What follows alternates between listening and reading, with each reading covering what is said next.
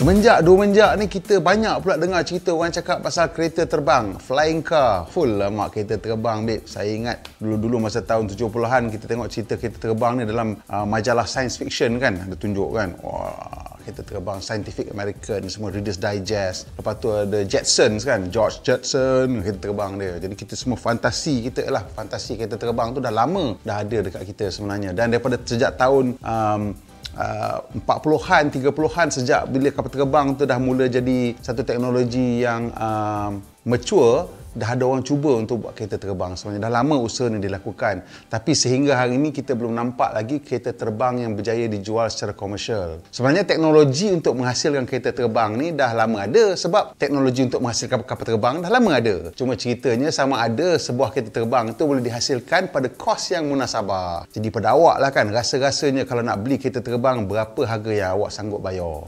Katalah sebagai contoh lah, boleh beli kereta terbang pada harga RM120,000 macam Honda Civic. Boleh beli? Boleh beli. Tapi sekarang ni lesen ni macam mana pula? Lesen kapal terbang ke lesen kereta? Lesen D ke lesen D terbang? Ke kena beli lesen terbang? Ke lesen terbang tu sebenarnya lesen tipu, tak boleh pakai? Tak tahu, saya pun tak tahu, dah confused dah cerita. Lesen kereta terbang, lesen motor tu, tak tahulah lesen apa, tapi kira masalah juga kan. Sekarang ni kalau kereta terbang, jadi kita ambil lesen kat mana? Metro Flying Academy kat Subang tu. Macam tu, belajar. Sebenarnya masalah untuk menghasilkan kereta terbang ni bukan teknologi, tapi ialah menghasilkan satu produk yang pertama sekali kos dia munasabah, dan yang keduanya macam mana kita nak lesenkan benda ni. Sebab kalau katanya ianya dilesenkan sebagai sebuah kapal terbang, jadi ianya perlu menggunakan perkhidmatan air traffic control. Setiap kali nak naik, setiap kali nak turun, kena file flight plan. Flight plan tu kena file cerita daripada mana, pukul berapa nak naik ke arah mana terbang, tinggi berapa lama nak turun balik kat mana kan. Kalau kata nak terbang daripada KL pergi ke Pulau Pinang, dia punya alternate airport dia apa? Alternate airport? Tak tahu. Tak boleh terbang lah. Pasal kalau ribut kat Penang macam mana kan? Kat mana kita nak boleh patah balik ke, nak pergi ke mana, Langkawi ke mana ke, macam mana. Jadi ni semua benda ni sangat teknikal bila ianya melibatkan terbang. Sebab terbang ni, kalau accident berlanggar, mati terus. Kalau kereta tu boleh ampun bila maaf lagi. Kalau terbang, kalau berlanggar, gedung mati terus. Dibayangkan kalau kereta terbang, tak ada kawalan. Maksudnya, siapa-siapa pun boleh ambil kereta terbang. Pagi-pagi awak angkat, naik terbang, tak sedar kereta daripada neighbor datang belakang, pum, melanggar belakang, terus mati. Kan? Macam mana nak kawal benda tu? Jadi kalau untuk kapal terbang, dia punya kawalan dia betul-betul ketat. Awak tak boleh gerak selagi tak dapat izin daripada air traffic control ataupun kawalan udara. Jadi kita kat sini, traffic light pun tak ikut cakap. Lampu merah apa awak jalan? Macam mana nak buat ni? Nak pasang traffic light kat tengah-tengah langit tu? Macam mana? Dengan belon? Ke macam mana? Itu pun tak ikut juga. Dia cakap merah ke, kuning ke apa ke, ikut suka tekak je awak jalan.